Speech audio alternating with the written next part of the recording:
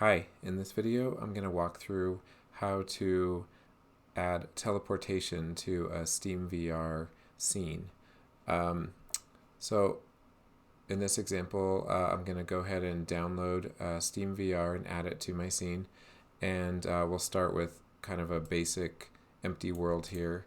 I have a very large plane here. It's scaled to 10 by 10. And I have 3 objects in here which we'll add some color to, and as well as the plane.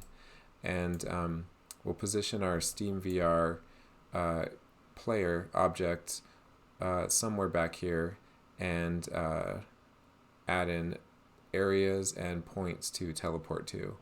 And kind of the main reason for doing this is to be able to navigate a virtual world using different kinds of VR handheld controllers. So the HTC Vive has controllers with a large button right at your thumb, and with that you can point and click and move from place to place easily with teleportation points and areas. So the first thing to do is get SteamVR in here. So I'll add SteamVR. Search for it in the asset store, and click on this, and we'll go ahead and install it. I assume you're either starting from scratch building a world, or you're coming from having added the first person shooter controller, and if so, what you'll want to do is probably just delete it from your hierarchy, and you can keep your standard assets if you like.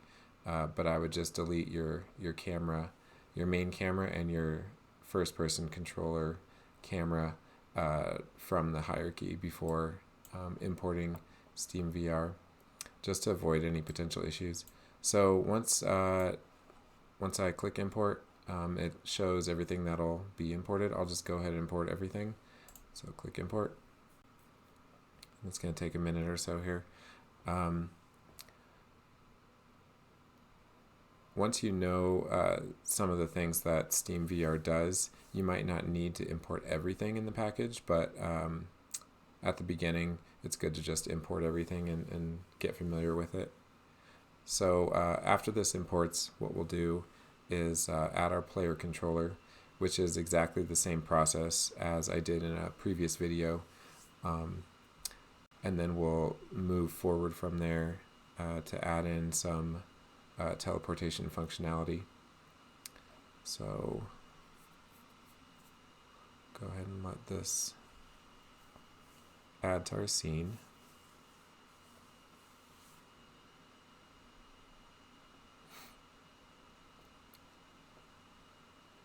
And while you're importing objects, you can't really do much in here, so you just kind of need to wait for a second.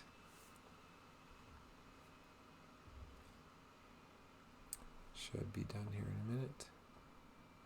We can see down here I have the SteamVR controller open, and so if I have my controllers here, which you cannot see, but I'm holding them, they're visible to the base stations, as is the headset.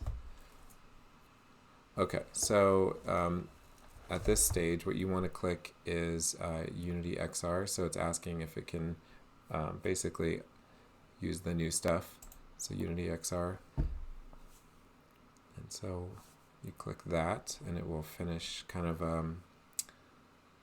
installing it here.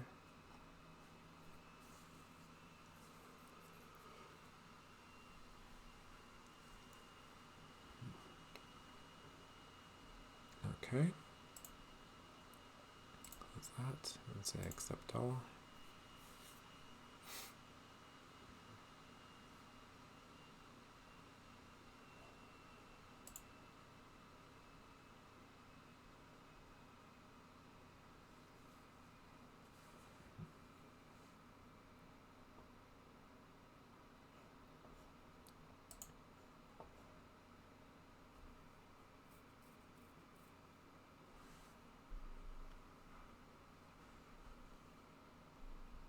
So we're just about done importing here.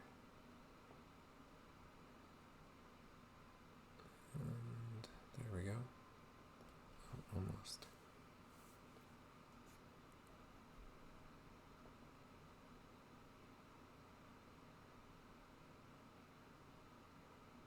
Okay, so finished. You made the right choice. Okay, so we have everything we need and more.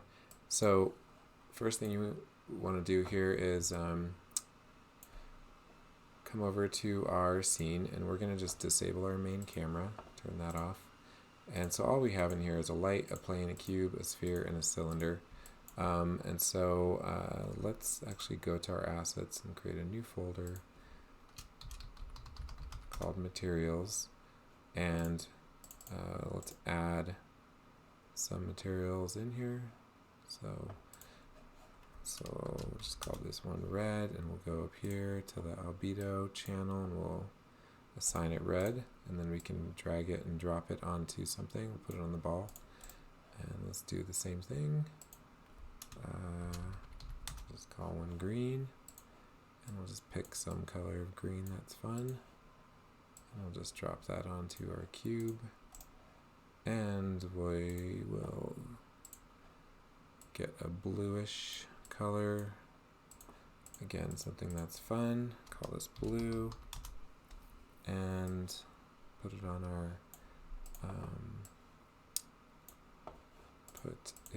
our cylinder, like that. And then let's make a material for the ground. That way we can see it. Let's call it ground. And let's give it, I don't know, some kind of like brownish purple color. And we'll just drop that on the ground. So there we go. So we have a scene that's a little more interesting to look at. Okay, so we need to add our player. So under SteamVR Interaction System Core prefabs, we'll have our player object, and this is basically our camera rig player object. So if I just insert this and I hit play, with SteamVR open right here, it should start tracking. Oh, so I didn't actually do this step. So you have to configure the actions for the input system. So if you do what I did, when this comes up, just click yes, and just say it looks like it's missing the actions file. Just say yes. Okay, yes. So what it's doing is it's configuring the input system to work with SteamVR. So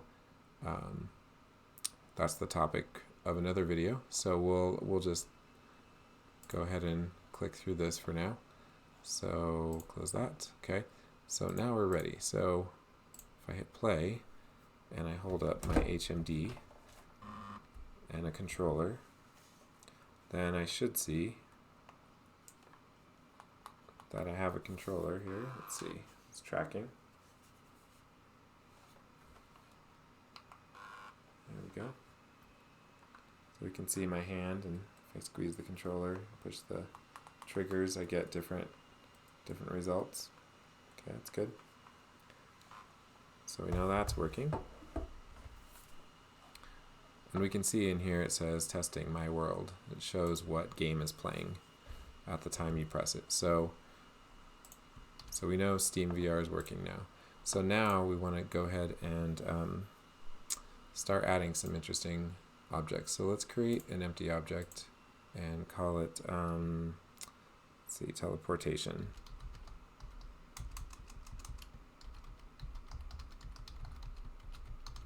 System.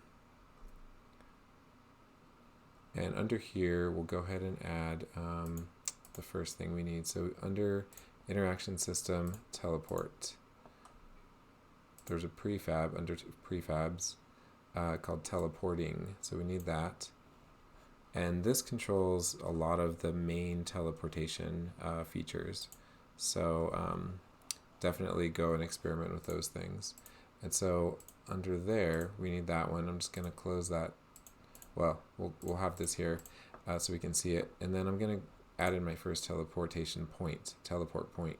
So if I drop this in, I can put it under the same system, or I can give it a new place in another game object. But I'm going to go ahead and reset the position of this one and kind of zoom in. I'm going to put it over here next to this blue object here. And so if I kind of zoom, if I kind of pan around and zoom in, you can see sort of what it looks like. So this object has sort of an arrow pointing down, and it glows a little bit. And so you can adjust color and adjust some of the different features of just a teleportation point by changing them right here in the script. And so let's see, if I hit play, we'll see what happens. So let's see if we can get this thing looking over that way. If I'm holding the trigger and the thumb trigger and I'm aiming, and I kind of line up the X with that point, we can see it turned green. And if I let go while I'm connected to it, I'll actually jump over to that point. So that's a teleportation point. So I jumped from over there to over here next to this blue cylinder. And so now I can, point back that direction, but I don't have a point to jump back to. So we need to add something back over here to make it back over here. Or a point way over there to jump somewhere else. So let's do that. Let's add another object, another teleport point. So we can, again, just drop one in, and let's kind of reset the coordinates there. And go to our move tool and just put it like over here, I guess. Maybe we put it by the red circle. So that's good. So if I hit play again and kind of look around, let's see here. I can see, okay, look, I can teleport over there, or I can teleport over there.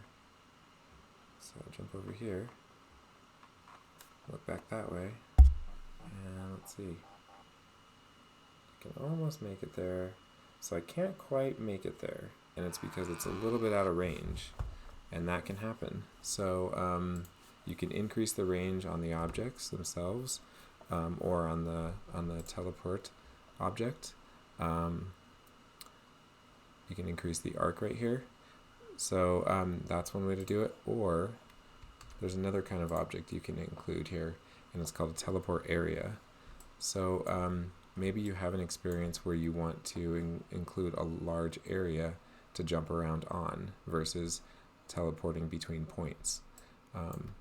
To do this, you need to create something that can be jumped to. And the easiest way to do it is to just start with a plane object. And I'm going to go ahead and just reset its location here. And so it's sort of intersecting right now, just a standard plane. It's intersecting with the ground plane. So what we want to do is move it up a little bit. So 0.05, just move it just above the ground level.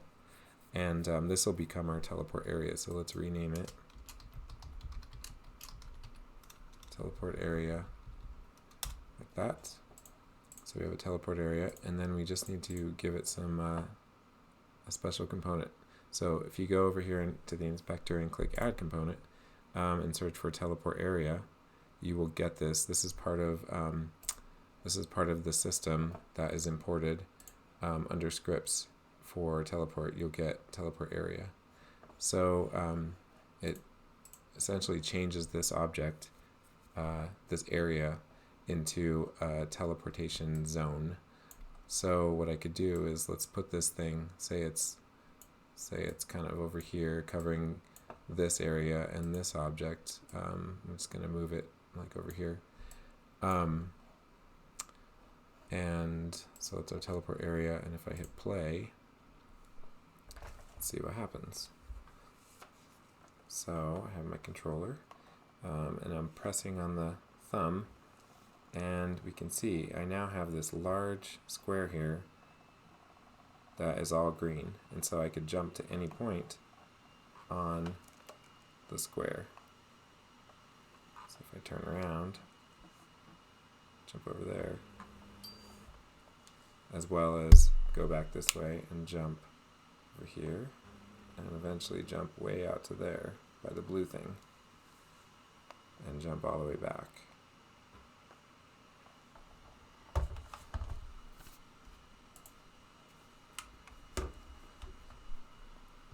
So that's it. That's how easy it is, really. You just kind of create different points, and you could even name these like teleport point, 1, teleport point 2, something like that. Something that's easy to keep track of. Teleport area, A. If I wanted another one, I could copy and paste it and move it somewhere else. Bring it way over here, maybe. And cover the blue one instead of using a teleport point. I just use an area. So maybe I have 2 areas that I can jump between in my world. And I can call this one teleport point B. Whoops.